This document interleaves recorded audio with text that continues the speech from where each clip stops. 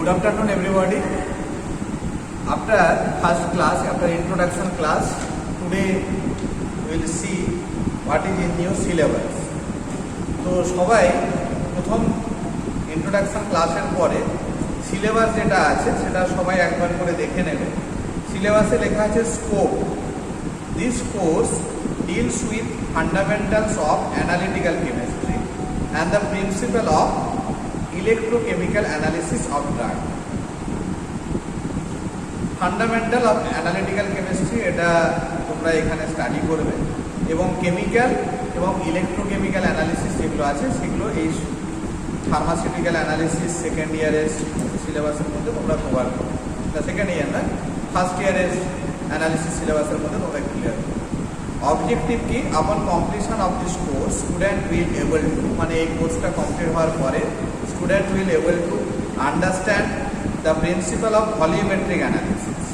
Volumetric analysis কি সেটা আমি একটু পরেই বলছি, অ্যান্ড ইলেকট্রোকেমিক্যাল অ্যানালিসিস, এটা তোমরা সবাই বুঝতে পারবে। এবং ক্যারি আউট মানে পারফর্ম করবে practical, carry out various volumetric and electrochemical titration এবং development of analytical skill. Analysis করার সময় কোন কোন ফ্যাক্টরগুলো কনসিডার করা দরকার এবং অ্যানালিসিস প্র্যাকটিক্যালটা কীভাবে পারফর্ম করতে হবে তার সম্বন্ধে একটা দক্ষতা হবে। যাই হোক, এটা গেল তোমাদের স্কোপ অ্যান্ড অবজেক্টিভ। এবার নেক্সট হচ্ছে কোর্স কন্টেন্টের ইউনিট 1। ইউনিট 1-এর মধ্যে আজকে ইউনিট 1-এর এ পয়েন্টের একটা পয়েন্ট আছে, দেখবে ডিফারেন্ট টেকনিক্স অফ অ্যানালিসিস, এই টপিকটা। আর পয়েন্ট নাম্বার বি লেখা আছে সিগনিফিক্যান্ট ফিগার্স। এই দুটো টপিক আজকে আমি কভার করব। So come to the different techniques of pharmaceutical analysis. আমি আগের দিন আলোচনা করেছি হোয়াট ইজ অ্যানালিসিস। অ্যানালিসিস মানে হচ্ছে detail examination and evaluation of any substance, মানে কোনো একটা জিনিসের বিশ্লেষণটা হচ্ছে অ্যানালিসিস। এবং বিশ্লেষণ দু ধরনের হতে পারে, কোয়ালিটেটিভ অ্যানালিসিস আর কোয়ান্টিটেটিভ অ্যানালিসিস। সাপোজ এবার আজকের টপিকটা আছে different techniques of analysis. Different মানে একটা জিনিস, একটার স্যাম্পল ডিফারেন্ট টেকনিকের দ্বারা অ্যানালিসিস করা সম্ভব। যেমন তোমরা জানো রিসেন্টলি ওই পুজোতে কী হয়, পুজোতে ম্যাক্সিমাম ড্রিঙ্ক অ্যান্ড ড্রাইভের কেস হয়। যেখানে ড্রিঙ্ক করে যারা গাড়ি চালাচ্ছে তাদেরকে বাড়িতে কী করে বুঝতে পারে, বাড়িতে দেখবি তারা মুখ দিয়ে গন্ধ বেরোয়, নাহলে জামা কাপড়ের সোয়েটের মাধ্যমে গন্ধ বেরোয়। ট্রাফিক পুলিশরা দাঁড়িয়ে থাকে ব্রিথ অ্যানালাইজার নিয়ে, তারা বুঝতে পারে যে হ্যাঁ ড্রিঙ্ক করে গাড়ি চালাচ্ছে। এবার হচ্ছে কারো হচ্ছে অ্যালকোহল, কারো হচ্ছে তারপরেও যদি সে হসপিটালাইজড হয়ে যায়, তারা ব্লাড অ্যালকোহল কন্টেন্ট সেটা ডিটারমিনেশন হয়ে যায়। তাহলে সেম অ্যালকোহলটাকে অ্যালকোহল সে নিয়েছে কিনা এবং কতটা পরিমাণ নিয়েছে সেটা ডিফারেন্ট টেকনিক্স। তেমনি প্রত্যেকটা একটা যে কোনো একটা ফার্মাসিউটিক্যাল কম্পাউন্ড বা ড্রাগ বা মেডিসিন অনেক ধরনের টেকনিক্সের দ্বারা অ্যানালিসিস করা সম্ভব হয়। এবার ফার্মাসিউটিক্যাল যে অ্যানালিসিসে আছে তার ডিফারেন্ট টেকনিক্স, এখানে 7টা টেকনিক্স আমি লিখেছি। নাম্বার 1 হচ্ছে ভলিউমেট্রিক অ্যানালিসিস। ভলিউমেট্রিক অ্যানালিসিস আর otherwise it is also known as chemical analysis. Chemical analysis. Number 2 হচ্ছে electrochemical analysis. Number 3 spectroscopic analysis. Number 4 chromatographic analysis. Number 5 miscellaneous technique. Number 6 hyphenated techniques. Number 7 biological and microbiological. এবার তোমরা যখন আমি স্কোপটা আমি পড়িয়েছিলাম না, objective লেখা আছে understand the principal of volumetric analysis and electrochemical analysis. তোমাদের ফার্স্ট ইয়ারের সিলেবাসে এই দুটো জিনিস আছে, volumetric analysis and electrochemical analysis. Volumetric analysis মানে এখানে সেই টাইট্রেশন আছে। টাইট্রেশন মানে হচ্ছে টাইট্রেট আর টাইট্র্যান্ড। টাইট্রেট মানে হচ্ছে আননোন সাবস্ট্যান্স, আর টাইট্র্যান্ড মানে হচ্ছে নন সাবস্ট্যান্স। টাইট্রেট আর টাইট্র্যান্ড। টাইট্রেট হচ্ছে আননোন আর টাইট্রেটটা হচ্ছে আননোন আর টাইট্র্যান্ড হচ্ছে নোন। মানে যেটা তোমার যে সাবস্ট্যান্সটা তোমার হচ্ছে কনিক্যাল ফ্র্যাকচারের মধ্যে আছে সেটাকে বলা হচ্ছে টাইট্রেট, আর যেটা হচ্ছে তোমার ফিউরেটের মধ্যে আছে সেটাকে বলা হচ্ছে টাইট্র্যান্ড। এবার একে ভলিউমেট্রিক অ্যানালিসিস বলা হচ্ছে কেন? By checking the volume of titrand, by checking the volume or by taking the reading of volume of titrant, you can find out the percentage purity or strength of the sample. So that's why it is called volumetric analysis. এবং এখানে chemical reaction হয় টাইট্রেন্টের মধ্যে, সেই জন্য এটাকে বলা হচ্ছে, otherwise it is also known as chemical analysis. So why it is called volumetric analysis? Because the volume of titrant is considered as a reading for a determination of strength or to find out the percentage purity of substance. The volume of titrant. So that's why it is called volumetric analysis. Clear? So next is, এবার এর বিভিন্ন টাইপগুলো লিখতে হবে। এর আন্ডারে তোমাদের সিলেবাসটা তোমরা যদি দেখো, তোমাদের সিলেবাসের মধ্যে acid base titration, non aqueous titration, precipitation titration, complexometric titration এবং গ্র্যাভিমেট্রিক টাইট্রেশন, এই এবং rate of oxidation reduction titration, এই যে ছখানা জিনিস বললাম আমি, এই ছটা জিনিস হচ্ছে comes under volumetric titration, volumetric analysis. Clear? So next is electrochemical analysis. What is meant by electrochemical analysis? When the rate of chemical reaction measured by or determined by electrode or electrically by the help of electrode, so that's why it is called electrochemical analysis. যেমন হচ্ছে conductometry, potentiometry, pH metry, polarography, it's will comes under electrochemical analysis. তোমাদের সিলেবাসের মধ্যে electrochemical অ্যানালিসিসের মধ্যে আছে conductometry, pH metry and potentiometry and polarography. So this comes under electrochemical analysis. When the rate of chemical reaction is measured with the help of electrode, that is called electrochemical analysis. So electrochemical analysis is four types will be mentioned in your syllabus. One is conductometry, pH metry, potentiometry and polarography. So everyone clear about these two, volumetric analysis and electrochemical analysis. So come to the next point, that is spectroscopic method, otherwise spectrophotometric method. Spectrophoto means it is related to light. Light, microwave range to light হচ্ছে microwave range to radio wave range, total light এবং লাইটের সঙ্গে হচ্ছে molecular reaction when the sample is react with light, so that is called spectroscopic method.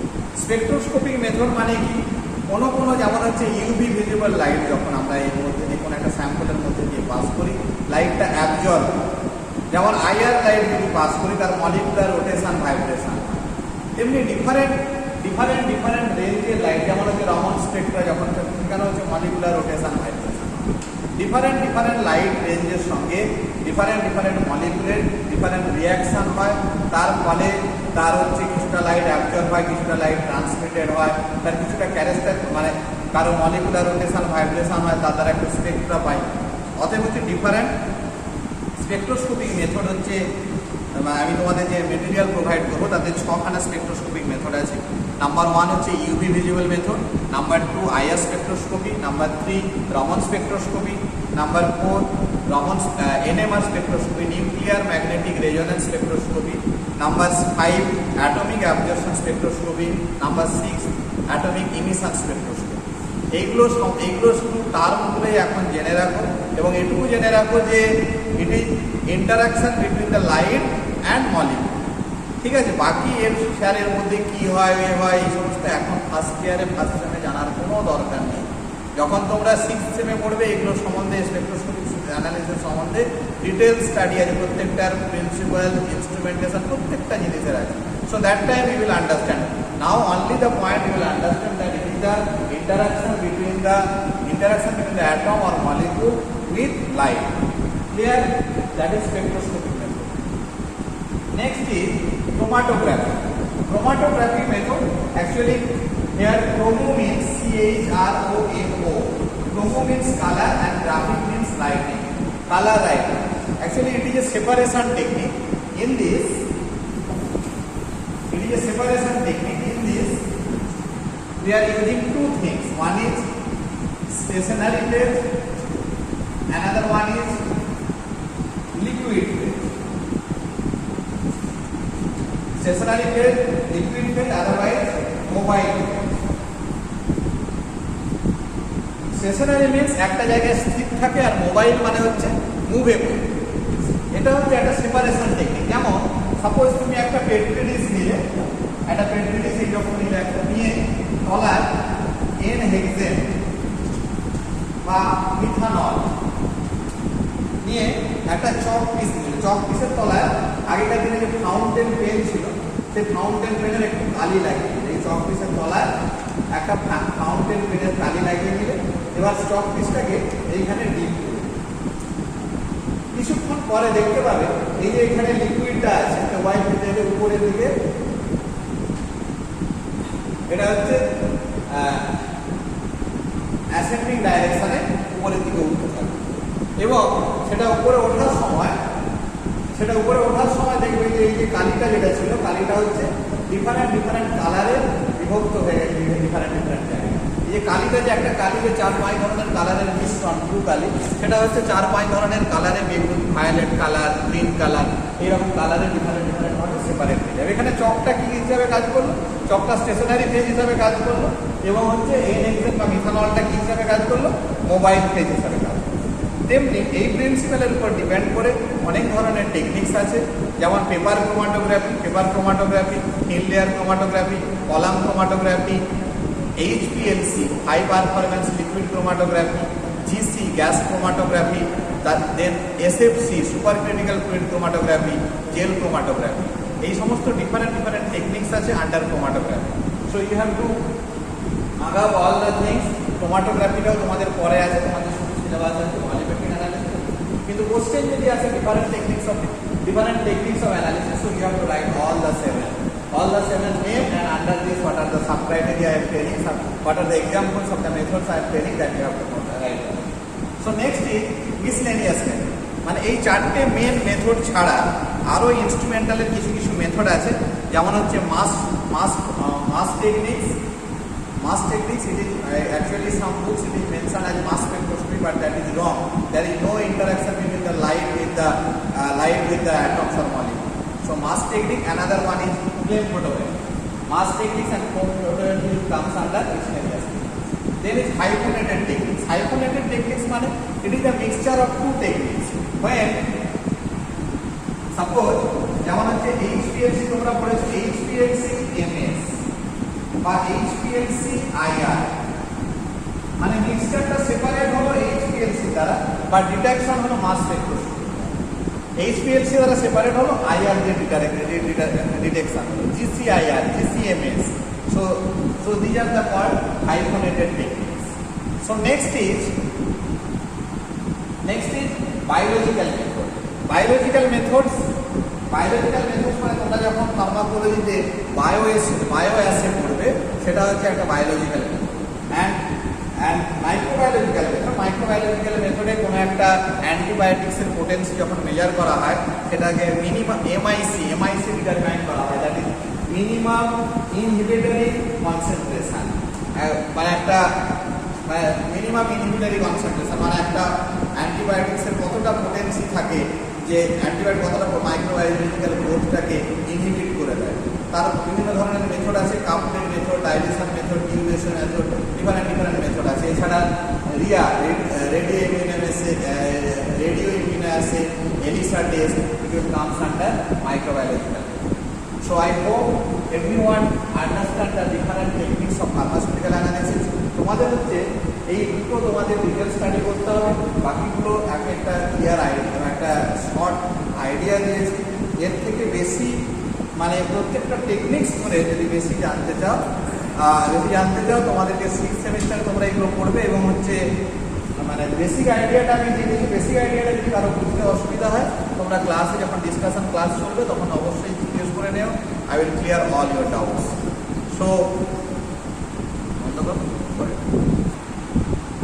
So come to the next topic. In the next topic is significant figure.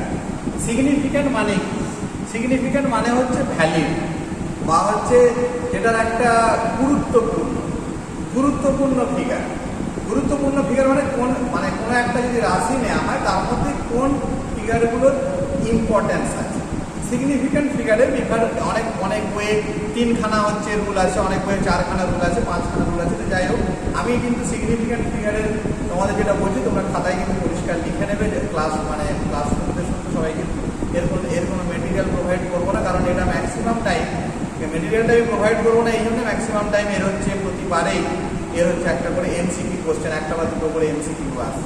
তো যাই হোক, তোমরা কিন্তু অবশ্যই খাতায় লিখে নেবে এর হচ্ছে যে 5-6টা রুল আমি এবং প্রত্যেকটা রুল বলার সঙ্গে সঙ্গে আমি প্রত্যেকটার এক্সাম্পল দিয়ে দেবো পাশে so it will better, so you can understand better. So number 1, all non-zero digit is significant. All non-zero digit is significant. All non-zero digit মানে হচ্ছে একটা এক্সাম্পল দিচ্ছি। Suppose you take 9925। সো এখানে কতগুলো সিগনিফিক্যান্ট আছে? 4টে। Suppose you consider 0.237। সো কতগুলো significant figure আছে? 3টে। Clear? So next number 2 point, in decimal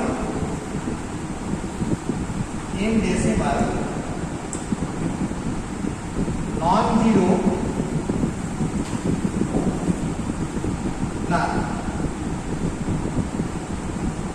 no zero before first non-zero number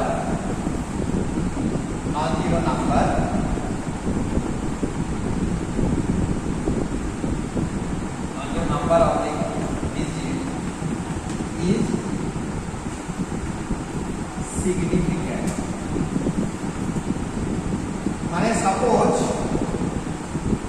1 2 3 4 5 এখানে হচ্ছে এন ডেসিমাল নো জিরো, মানে কোনো জিরোকে কনসিডার করা হবে না বিফোর নন জিরো নাম্বার। এখানে ফার্স্ট নন জিরো নাম্বার কোনটা? এইটা। এর আগে যতগুলো আছে সেগুলো কিন্তু সিগনিফিক্যান্ট নাম্বার নয়। তাহলে কি in decimal no zero before the first non zero digit is not significant. Significant লেখা আছে না, ইজ নট সিগনিফিক্যান্ট মানে ইন ডেসিমাল, এই ডেসিমাল যদি থাকে no zero before the first non zero, this is the first non zero, before the first non-zero number or digit is not significant. So once again I am repeating, in decimal no zero before first non-zero digit is not significant. Suppose another one example 0.12345 তাহলে এতে significant number কটি? Significant number হচ্ছে একটা, আর এর ক্ষেত্রে significant number কটা? দুটো। ঠিক আছে, এই যে আগে যে 5টা শূন্য 6টা শূন্য আছে এগুলো হচ্ছে not significant. Clear? So next is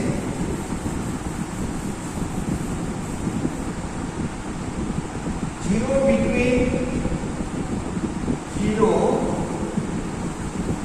between two non-zero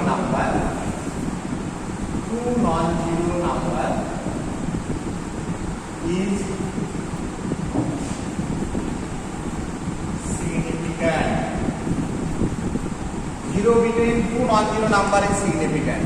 মানে হচ্ছে সাপোজ 9005, তাহলে এই যে এই দুটো non-zero ডিজিট আছে এর মাঝখানে এই দুটো আছে, তাহলে এখানে সিগনিফিক্যান্ট ফিগার কত?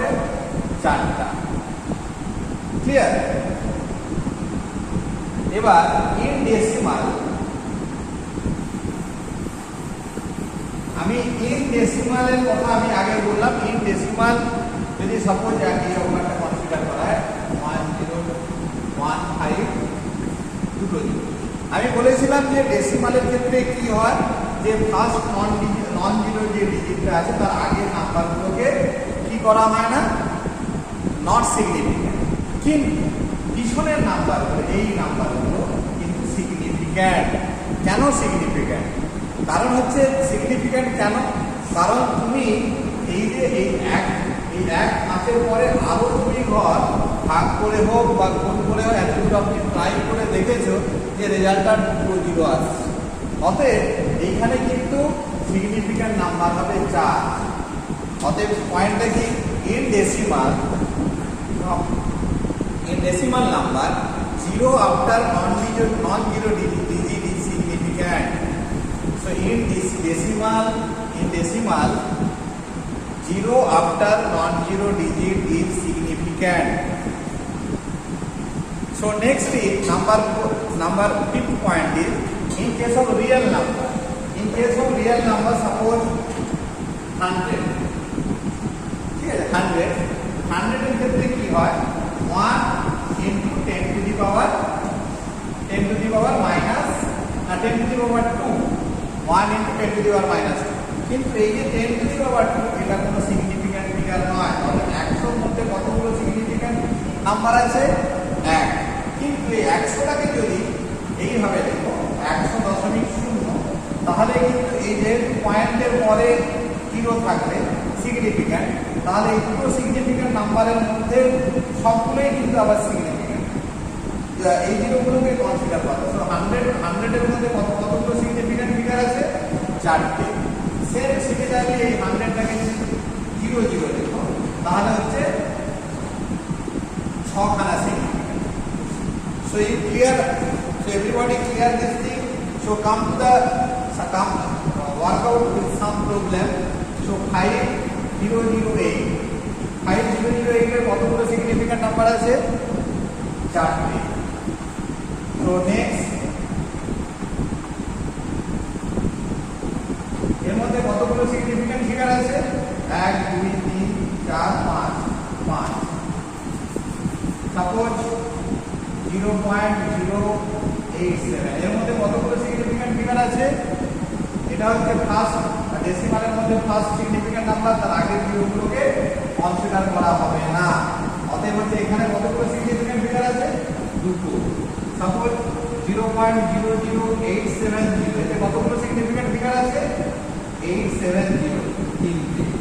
সাপোজ অ্যাভোগাড্রো নাম্বার যেটা আছে 6.23 into 6.023 into 10 to the power 23। এই যে 10 to the power 23 এটা কিন্তু পুরোটাই নট সিগনিফিক্যান্ট। সো তাহলে এর মধ্যে কতগুলো সিগনিফিক্যান্ট ফিগার আছে, 4টে। সো সিগনিফিক্যান্ট ফিগারের যে 5খানা আমি ফর্মুলা, 5খানা আমি সূত্র বললাম বা রুলস বললাম, I think everyone understand. So next is round of করা। রাউন্ড অফ করা এটা তো সবাই পড়েছো নিশ্চয়ই, 11-12 ছিল। রাউন্ড অফ করার হচ্ছে ফর্মুলাটা কি, যেমন হচ্ছে পয়েন্টের, যেমন 8.246 এটাকে যদি বলে দুটো ডেসিমাল পয়েন্টে রাউন্ড অফ, তাহলে কি হবে, 8.25 আমরা বা সাপোজ আছে 8.244, এটাকে আমরা কি লিখতে পারি, 8.24 লিখতে পারি। কারণ এটা যদি যেমন সিম্পল সূত্র, এটা যদি 5-এর বেশি হয় তাহলে রাউন্ড অফ করে এখানে 1 যোগ করে দিলাম, আর এই যে 1 কম 5-এর যদি কম হয় তাহলে এটা যেমন তেমনি থাকে। ঠিক আছে, এবার সাপোজ এটা যদি থাকতো 8.245, তাহলে কিন্তু রাউন্ড অফ করে কি হবে, 8.24 হবে।